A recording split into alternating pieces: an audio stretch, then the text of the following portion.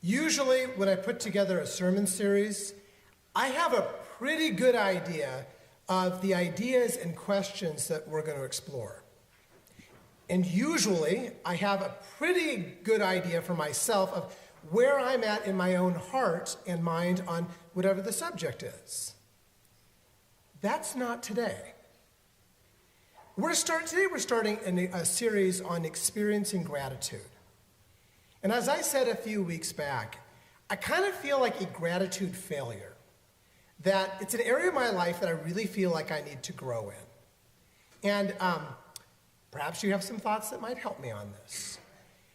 Actually, I'm really kind of counting on today hearing God's voice speaking through some of you too. The first service was incredibly helpful. There were moments during the Board of Outreach meeting in between services I thought, boy, I wish I could add that. I had the ability to add that in before the second service. But I'm anxious to hear what you have to say too. Now, gratitude is an emotion that we all experience as individuals. You and I, we have those moments where we just want to say thank you. Something has happened that makes our hearts glad. And it's a personal ethic to choose to try to be a person of gratitude. And it's a vital and it's a good part of a healthy spiritual life. It also has really tangible health benefits in experiencing gratitude. People who experience gratitude tend to be happier and healthier. Gratitude is also inherently social. It's more than just an individual ethic.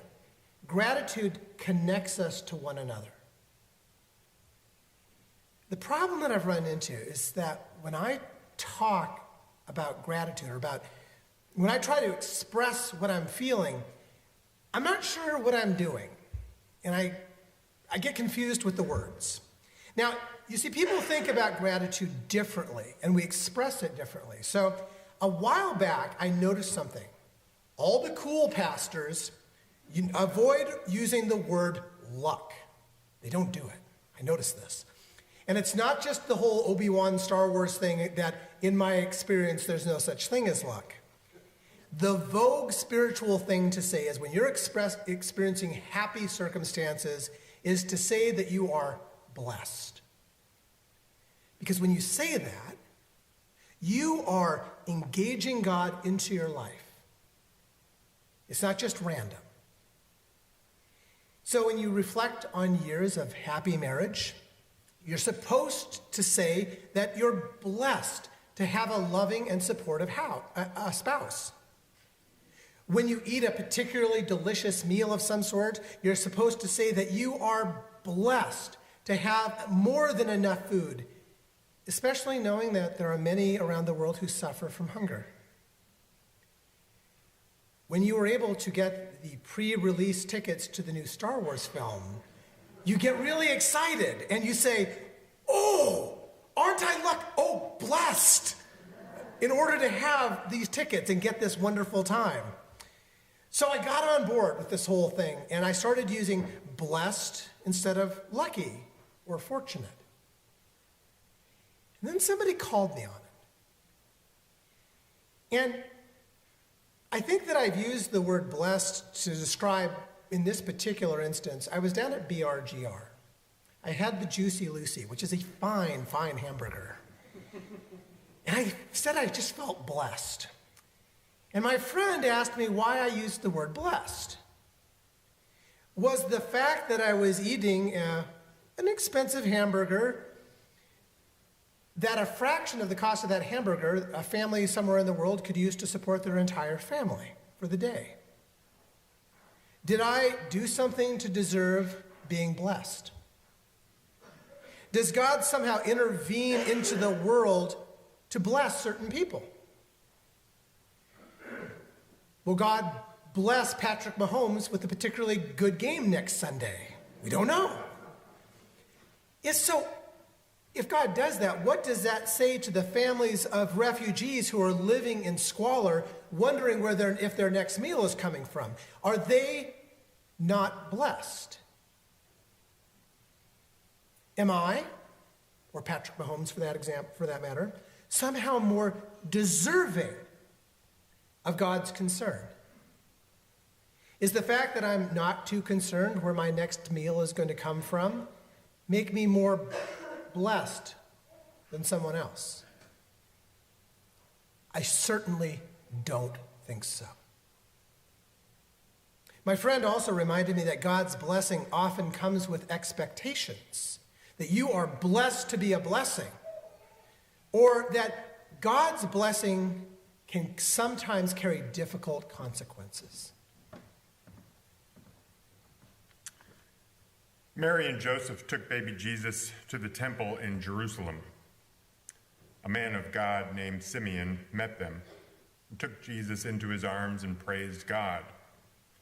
Simeon blessed them and said to Mary, "This boy is assigned to be the cause of the falling and rising of many in Israel, and to be a sign that generates opposition, so that the inner thoughts of many will be revealed, and a sword will pierce your innermost being too." Mary was blessed. That's at Christmas time. We celebrate the blessing of Jesus to Mary, his mother. But the consequences of that blessing would eventually become a soul-piercing sword that would break her heart. Be careful how you use the word blessed, my friend warned me. And I sat there because I was just trying to enjoy my Juicy Lucy burger. But it got me thinking. Got me thinking about how I use words. And maybe I've been thinking about the word luck. Maybe it's better to just be lucky. Maybe it's better to be lucky than to try to make God the source of any injustice, it's any inequity or hurt. So what do you think? Is it 6 of one, half dozen of the other? How should I express my feelings of gratitude when my heart just wants to say thank you? When I studied in India, I had this day, and it stuck with me, and I've talked about this before. There was this day that I went to the slums of Chennai, and there was a village of people that was built right in the middle of the city dump. Chennai has millions, I think it's like 7 million people there. They have a huge water problem there right now, actually. And the people who live in the dump, what they do is they sort through the trash that gets brought in every day to find items to resell or to use. And I'm not going to put too far, it was disgusting. Now, the local church had set up a building with a little cinder block building as a school and a nursery there. The flies were so thick that you could barely see from one side of the room to the other. It was gross. Little kids, preschoolers, were out playing in the sewage water that was outside the building, and it smelled. And as we were leaving, a young woman came out, and she handed me her infant son to hold. He was a little boy, he had his little cloth diaper on. And she told me that he would not survive if he stayed with her. She thought that I seemed like a kind man and that her son would be better off with me. And so, of course, for so many reasons, that did not happen. But even to this day, I have prayed for that mom and that baby. That baby would now be about the same age as my son, Paul. I pray that they survived and that somehow they're blessed. Then that night, after that experience, and I was not doing okay. That night, I had been invited out to dinner by the producer of Indian cinema in Chennai to a dinner at a very fancy restaurant where I'm a fan of Bollywood films. I got to meet Bollywood stars, but I could still smell the slums on me. Blessed? Lucky? Is God to blame or to get credit? Or is it just random?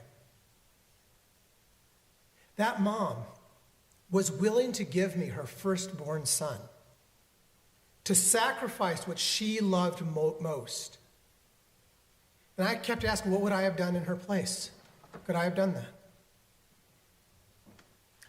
In his greatest sermon, Jesus preached on being blessed. Often this part of the sermon is called the Beatitudes. Listen carefully to Jesus' words. Blessed are you who are poor, for yours is the kingdom of God.